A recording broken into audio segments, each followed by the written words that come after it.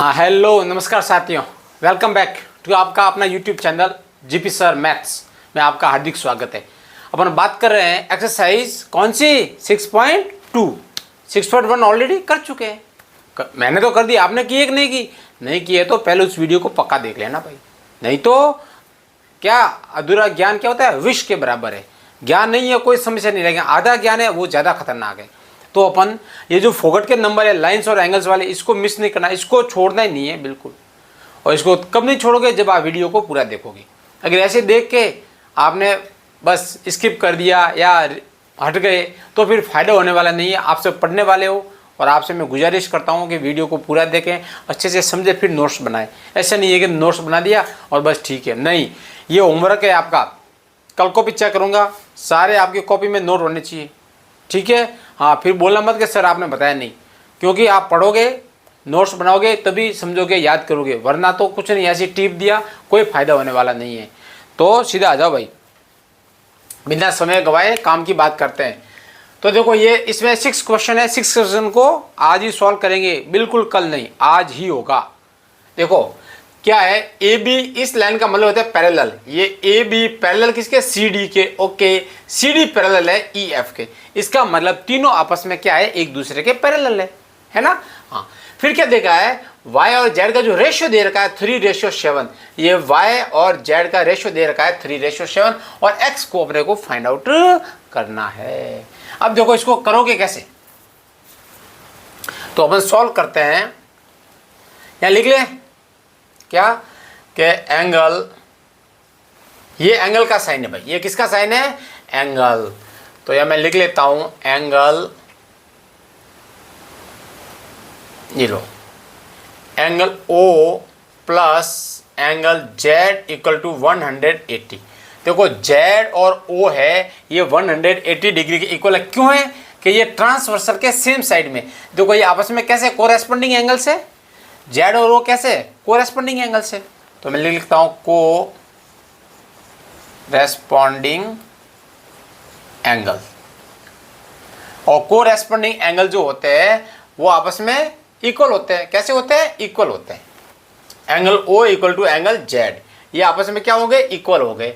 अब देखो ये O और जो Y है, angle O plus angle Y, ये होगा 180 का।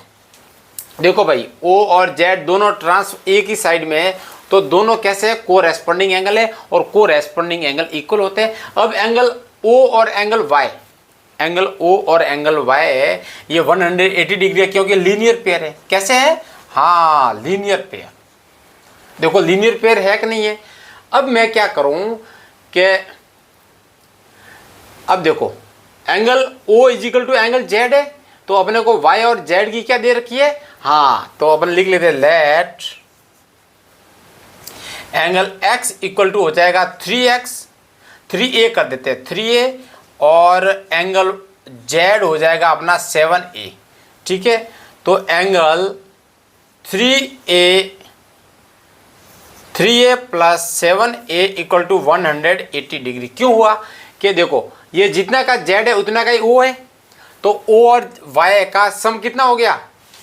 O और, अरे ये Y है भाई, O और Y, ये O और Y का सम है 180, और O किसके इक्वल है? Z के। ठीक है, O और Z ये दोनों आपस में कैसे इक्वल है। अब देखो 3a प्लस 7a इजिकल हो गया 180, तो ये हो गया 7 और ये 10a, 10a इक्वल टू हो गया 180 डिग्री। तो a कितना हो जाएगा? 180 अपॉन ये हो गया 10, तो a अपना आ गया 18 डिग्री। कितना आ गया? 18 डिग्री। a अपना आ चुका है। अब अपने को निकालना क्या है, तो y निकाल दे, a की वैल्यू इसमें रख दे। Angle x equal to 3a equal to 3 into 18 equal to 54 degree. अब एंगल z इक्वल टू आ गया अपना 7a, इसका मतलब 7 इंटू 18 इक्वल टू 126 डिग्री।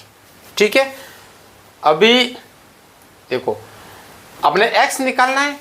तो ये जो एंगल O और एंगल X है ये आपस में कैसे है? एंगल O और एंगल X कैसे आपस में अल्टरनेट एंगल है कि नहीं है? तो यहां मैं लिख लेता हूं angle O equal to angle X equal to कितना हो गया देखो, तो यहां लिख लेता हूं पहले angle O equal to angle Z equal to कितना है? Z की वैल्यू 126। देखो एंगल O और एंगल Z ये लिखा हुआ है, देखो एंगल O और एंगल Z कैसा है? ये कोरेस्पोंडिंग एंगल है, तो ये दोनों बराबर होंगे। Z की वैल्यू ये आ चुकी है अपने पास, Z की वैल्यू ये है तो ये 126 हो गया। फिर यहाँ angle O equal to angle X, तो ये हो जाएंगे आपस में कैसे? Alternate angle. कैसे? Alternate angles. ठीक है, तो एंगल O इक्वल टू हो गया एंगल X की वैल्यू क्यों नहीं है? तो एंगल X इक्वल टू कितना हो गया? O और Z बराबर है 126। तो यही अपने को क्या करना था? फाइंड आउट करना था। तो इस टाइप का जो क्वेश्चन है उसको फाइंड आउट करने के बहुत अलग अलग तरीके, कोई यूनिक मेथड नहीं है, लेकिन आंसर वही सेम है। यूनिक आंसर आएगा लेकिन इसके मेथड क्या है? अलग अलग है। आप कोरेस्पोंडिंग एंगल से कर दो, अल्टरनेट एंगल से कर दो, हैं, हाँ, ट्रांसवर्सल लाइन से कर दो, क्योंकि ये y और x ये दोनों 180 होता है। y की वैल्यू आ गई, y की वैल्यू यहाँ आ गई ना, कहाँ है? y की वैल्यू नहीं तो y की वैल्यू निकाल सकते हैं। o अगर 126 का है तो y कितना हो? ये दोनों लीनियर पेयर ऑफ एंगल्स है। ये देखो कहाँ है?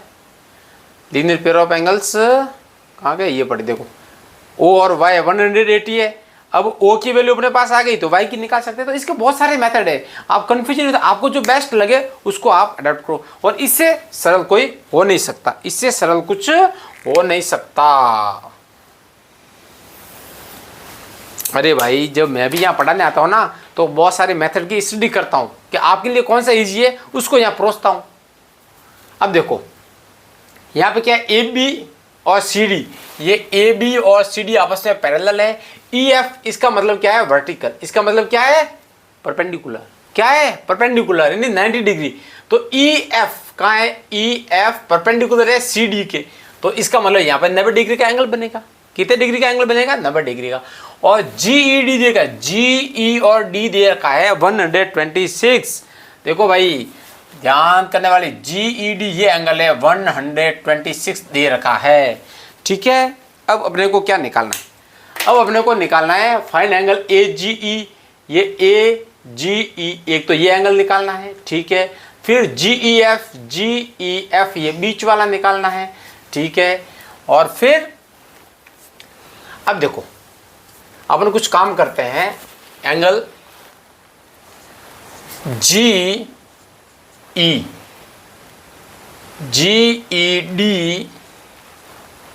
इक्वल टू, देखो GED ये किसके इक्वल है? Angle GEF plus angle FED।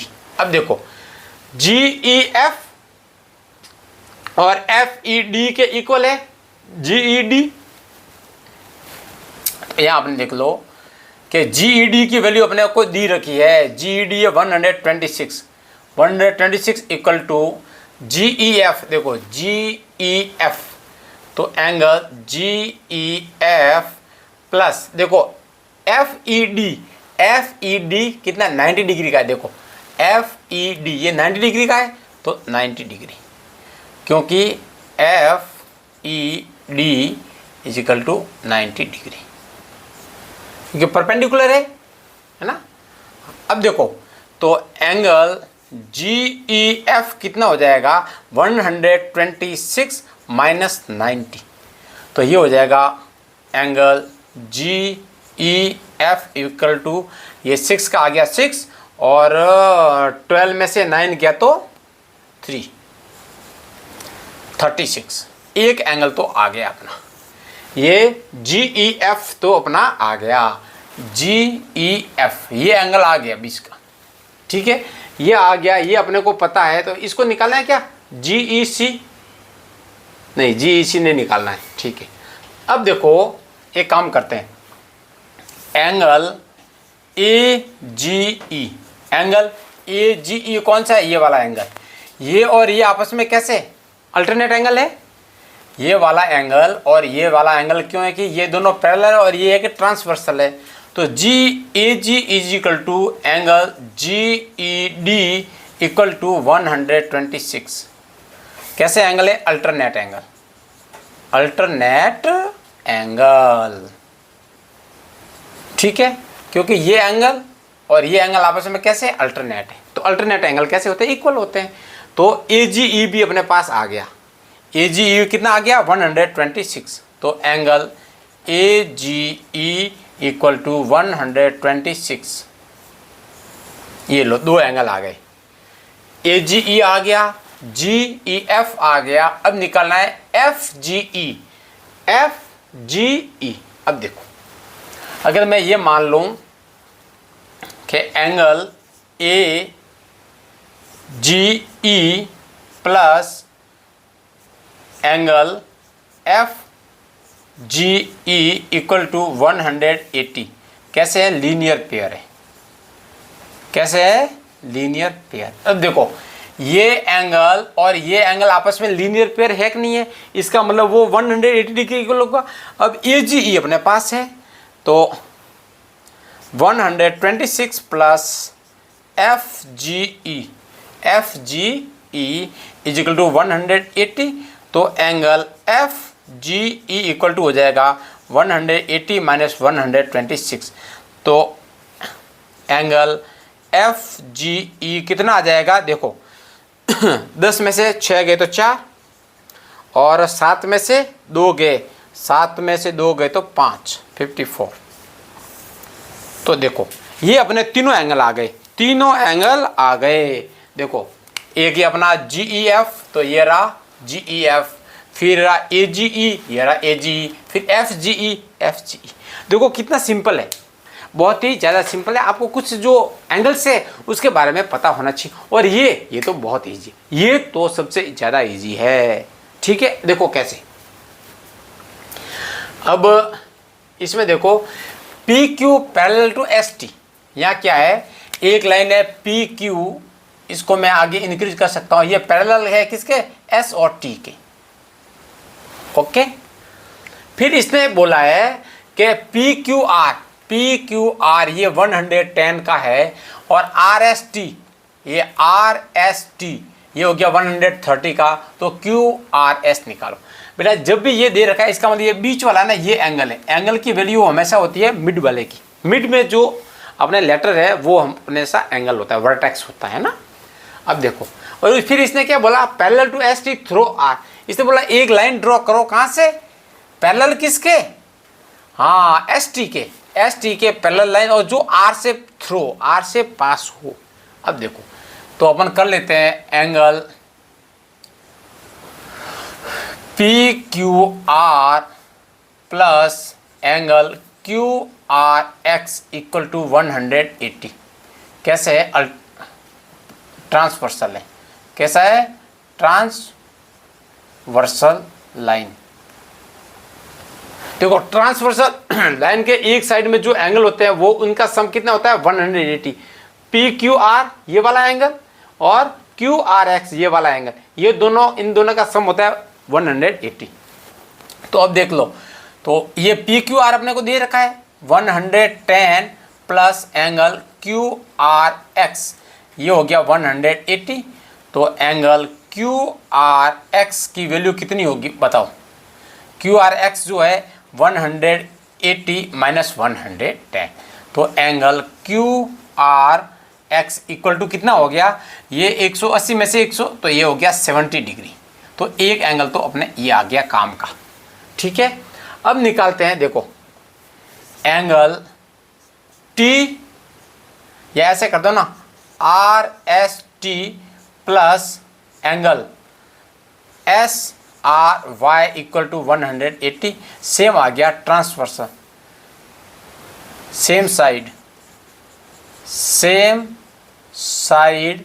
Of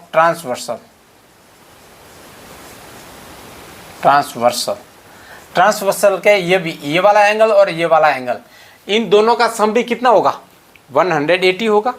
अब देखो आर एस टी की value 130 degree plus angle S R Y equal to 180, तो angle S R Y equal to हो गया 180 माइनस 130, तो ये एंगल हो गया angle S R Y equal to 50 degree. कितना हो गया 50 डिग्री। अब देखो ये एंगल कौन कौन से अपने निकाले इसका पता है क्या आपको? देखो क्यू आर एक्स ये अपने निकाल दिया 70 का, और ये निकाल दिया एस आर वाई। तो अब देखो एंगल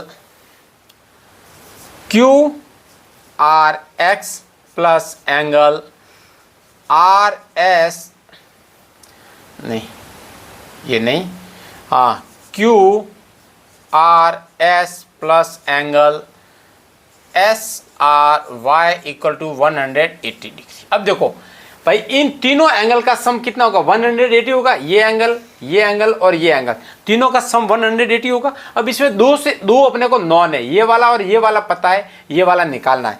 तो क्यू आर एक्स कितना हो गया अपना 70 degree plus angle Q R S plus इसकी वैल्यू ये आ गई 50 डिग्री इक्वल टू 180। अब देखो angle Q R S equal to 180 minus इन दोनों को जोड़ दो 120 हो गया। तो angle Q R S equal to 60 degree. कितना आ गया 60। तो ये एंगल क्यू आर एस जो अपने को निकालना था वो आ गया 60 डिग्री, और यही अपना आंसर है। यही अपना क्या है आंसर। तो इसमें कुछ नहीं है, थोड़ा सा आपको ये पता होना चाहिए कि ट्रांसवर्सल के एक साइड में जो एंगल है वो कितने होते हैं 180 के होते हैं। ये दोनों एक साइड में है तो ये भी 180 के और ये भी 180 के हैं। ठीक है, हाँ इनको नोट कर दो। फिर थर्ड फोर्थ और फिफ्थ, हाँ थर्ड तो है, फोर्थ फिफ्थ सिक्स अभी करते हैं। इसको नोट करो फटाफट।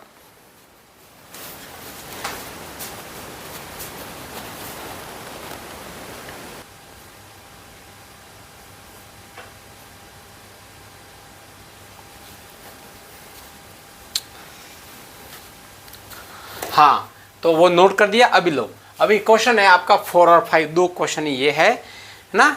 अब देखो इसमें क्या लिखा है, ए बी पैरेलल है। ये ए बी और सी और डी ये क्या है आपस में पैरेलल लाइन्स है। और ए पी क्यू, देखो ए पी क्यू अपने को दे रखा है 50, और पी आर डी ये 127। तो एक्स और वाई ज्ञात करना है। तो देखो बहुत ही ज़्यादा सिंपल है। देखो angle A P Q equal to angle P Q R, ये कैसे है आपस में अल्टरनेट, कैसे अल्टरनेट एंगल्स। देखो ए पी क्यू और पी क्यू आर ये आपस में अल्टरनेट एंगल है। इसका मतलब क्या हुआ, एंगल x इक्वल टू हो गया कितना हो जाएगा 50 डिग्री। ये एक तो एंगल अपना आ गया, x आ गया। अब देखो अब y निकालना है अपने को। तो y को मैं क्या लिख सकता हूँ, angle A P R equal to angle P R D. ये कैसे एंगल हो गए आपस में पी आर डी, ये एंगल हो गए आपस में, ये भी अल्टरनेट एंगल है, एक इधर है और एक इधर है तो इक्वल है, क्योंकि ये भी अल्टरनेट एंगल है। अल्टरनेट एंगल्स ये लो। अब देखो ये ए पी आर है, एंगल ए पी आर जो है वो किसके इक्वल है, angle A P Q plus angle Q P are. ये देखो क्यू पी आर और ए पी क्यू इन दोनों के इक्वल के, क्योंकि इस एक एंगल में ये दो एंगल बन गए तो ये आपस में कैसे होंगे, सम होगा इन दोनों का। अब देखो ए पी आर की वैल्यू अपने पास आ गई है। ए पी आर की वैल्यू कितनी है, angle A P R equal to 127, क्योंकि ये दोनों इक्वल है। तो पी आर डी कितना है, पी आर डी 127 है, तो ए पी आर भी कितना हो गया यहाँ पे लिख लेते हैं 127 डिग्री। तो यहाँ आ गया 127 degree equal to A P Q दे रखा है 50 degree plus angle Q P R. अब क्यू पी आर जिसको अपन क्या बोलते हैं, ये वाई बोलते हैं।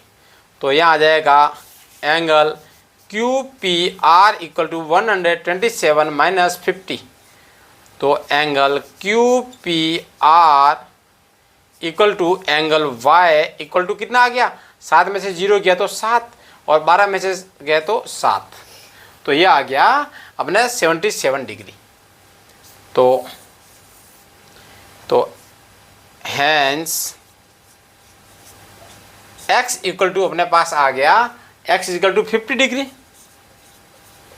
और एंगल x और एंगल y इक्वल टू आ गया 77 डिग्री। यही अपने को क्या करना था, निकालना था। देखो कितना इजी है, सिंपल है। अब इसमें देखो ये क्या है, दो मिरर है पी क्यू और आर एस, दो मिरर है, एक मिरर ऊपर दूसरा नीचे, ठीक है। अब क्या है, ये एक रे निकल रही है, क्या निकल रही है, रिफ्लेक्शन हो रहा है। यहाँ से ये रे गई, यहाँ टकराई बी पर, फिर यहाँ से ये रिफ्लेक्ट हुई सी पर, सी से फिर रिफ्लेक्ट होकर निकल गई। तो ये इसको तो बोलते हैं इंसिडेंट, जो मिरर पे जाके टकराती है इस रे को बोलते हैं इंसिडेंट, और यहाँ से जब निकलती है उसको बोलते हैं रिफ्लेक्शन। क्योंकि इंसिडेंट होगी तभी तो रिफ्लेक्शन होगा, जब इंसिडेंट नहीं होगी तो रिफ्लेक्शन तो नहीं होगा। तो अब यहाँ पर क्या है, फिर ये है और फिर ये। अब यहाँ होता क्या है, एक रूल है कि एंगल ऑफ इंसिडेंट ये इक्वल होता है एंगल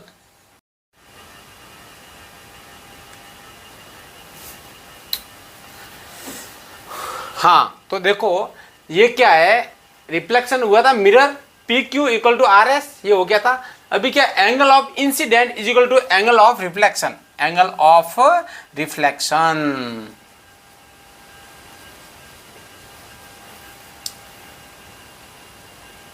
ठीक है, रिफ्लेक्शन। तो ये जो एंगल है ये हो गया एंगल अपना एक नंबर है इंसिडेंट, और एंगल 2 है अपना रिफ्लेक्शन। ऐसे एंगल 3 है, ये है इंसिडेंट, और एंगल 4 हो गया रिफ्लेक्शन। ठीक है, तो मैं यहाँ लिख लूँ angle 1 is equal to angle 2। ये कैसे हैं आपस में, ये इंसिडेंट है और ये reflection, and angle 3 equal to angle 4। तो ये क्या है, लॉ, एज पर लॉ, ये नियम है रिफ्लेक्शन इंसिडेंट रिफ्लेक्शन का, ये क्या है, एक रूल है। ठीक है, अब देखो ये एंगल 3 प्लस एंगल 4 हो गया। अब देखो एंगल 2 इक्वल टू एंगल हो गया 3, ये एंगल 2 और ये एंगल 3 ये इक्वल क्यों हो गया, क्योंकि ये आपस में कैसे अल्टरनेट एंगल है। कैसे है, अल्टरनेट एंगल्स। अब देखो angle 1 plus angle 2 equal to angle 3 plus angle 4। तो ये आपस में एंगल, और ये कैसे इंटीरियर एंगल से, ये कैसे आपस में अल्टरनेट इंटीरियर एंगल है ना। तो यहां लिख लेता हूं अल्टरनेट इंटीरियर एंगल्स। तो अल्टरनेट इंटीरियर एंगल्स इक्वल है, इसका मतलब ये क्या है, एंगल ए बी, ये जो ए बी रे है ये पैरेलल है किसके, सी डी के। तो यार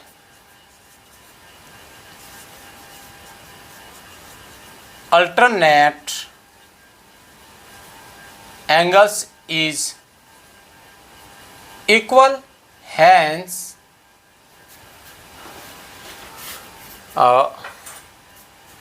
ए B parallel to C D.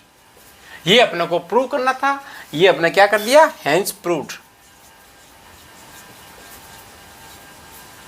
तो दोस्तों क्या हो गया कि बीच में लाइट ने क्या कर दिया, खलल डाल दिया, लेकिन फिर भी अपने को ये क्वेश्चन करना था तो अपन ने कर दिया इसको। ठीक है, तो आज ये अपने 6.2 क्या क्या हो गई, कंप्लीट हो गई।